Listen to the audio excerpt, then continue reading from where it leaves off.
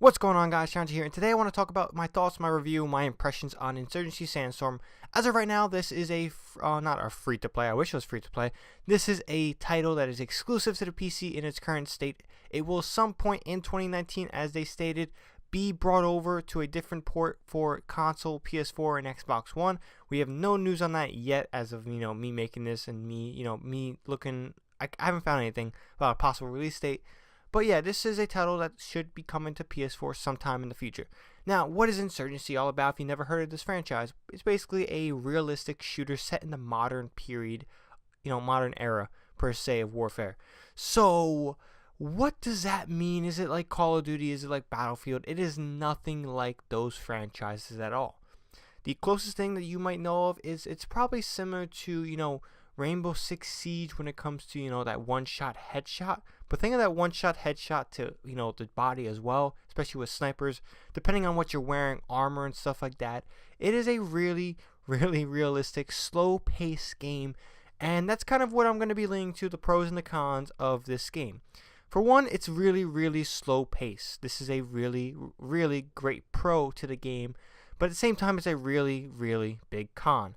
Now, for me, it's a pro because, I really like that realistic take on the shooter element.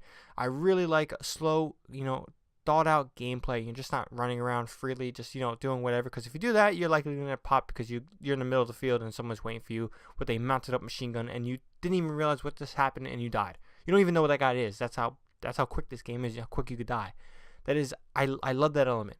But at the same time, it's a big, big con because maybe someone that's, looking for a new shooter doesn't really want a slow-paced game. There is some really, really bad camping, and I call it bad camping because, it could be very frustrating, but it's kind of just the reality of, the style of shooter it's presenting. It's really campy. If you're not paying attention, you might walk to a corner thinking it's clear, and next thing you know, this guy in the corner, he just shot you, and you don't even know where the guy was. It's that frustrating at times, and, the satisfaction of playing.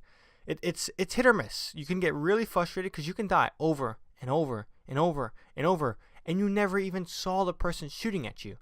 So that's a big con for me. It can be very frustrating, but for me, I really like the slow aspect. So again, if you are looking to buy this game, you have nothing, you haven't heard about anything, whatever, and this is your first time, I'm telling you this right now. If you're into that slow-paced, realistic shooter, you are going to love this game. But if you don't want that slow pace, you want something a little bit more faster, you want a quickness, you don't really want people camping in weird spots and just, instant melting you and you have no idea what the hell just happened, then this might not be the game for you. Now, let's go into the segment of number 2, the customization and, the weight system of this game. Now, for one, Insurgency takes kind of a SOCOM approach to the customization. I say SOCOM Confrontation because I really love that game, and it's, the customization options, and it kind of reflects a lot in this game in itself. So, you have a style of guns, you have points and all that, and each class is set a certain amount of points. So, they might get 15 points, and each gun costs a different amount of points. Obviously, the higher point level of gun, the probably better it is. And each little thing, each little gadget, armor, how much ammo you hold, secondary, smoke grenades, all these different things, attachments, they all cost points. So you have to really think about what you're going to do. With that being said, it really allows a lot of customization, a lot of different options to really find your true, set of class of what you like to do. Now, along with all this, there is a weight system. The weight system has a pretty big effect in this game when it comes to your movability and your mobility. So if your weight is 75%, compared to someone that's weights 25%, that person's going to be a lot more quicker, a lot more agile. He's going to be moving around the map a lot more faster. So his style of play will obviously differ than yours, because if he's running 25% when it comes to weight, he likely has no armor. He is running really high risk, quick. He's running really fast, so he probably has no armor, not a lot of stuff. So that's a risk for him, but at the same time, he is allowed to play that gameplay style that he wants. So again, the weight class allows a lot of different variety, a lot of different choices when it comes to, playing Insurgency. Now, number 3, we got the maps. The maps in any shooter are pretty much crucial to any shooting game. Like, you think about Modern Warfare 2, a lot of great maps. But then you think about, let's say, what's the Call of Duty? Let's just think World War II. I don't really like World War II. I kind of respect how they went. They went boots to the ground, back to the roots. But I thought the maps in that game were pretty shit. And it kind of really deterred my enjoyment factor from that game. Modern Warfare 2, however, the maps are amazing. All those maps still get remastered to this day. We're talking like 10 plus years. It's still getting remastered in Infinity War titles, which is pretty impressive. It says a lot about the map design to those games. So, yeah, it's like, you think about it, the maps are pretty crucial. And how does Insurgency maps play out? Now, they're kind of structured how Treyarch structures their multiplayer maps. It's very linear, very, I'm not going to say so much 3-laney, but they're very linear, very straightforward, and it kind of focuses a lot on choke points when it comes to a lot of their modes and engagements. So, with that being said, I do like the maps, kind of, and the kind of comes from just me not liking that kind of linear style of play. When it comes to map design, I've never really liked a linear, straightforward path when it comes to maps.